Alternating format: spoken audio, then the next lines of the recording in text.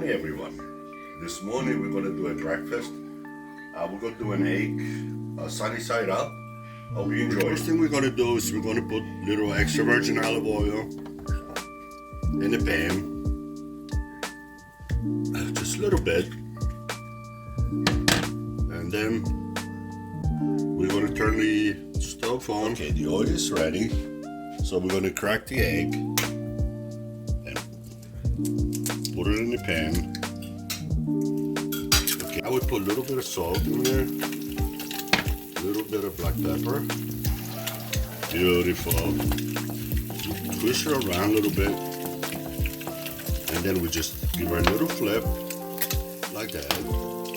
And the egg is almost ready. I'm cooking for a couple of minutes. It looks very good, and we're just gonna plate it,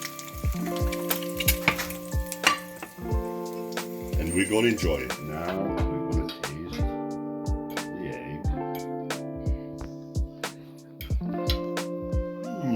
Buono.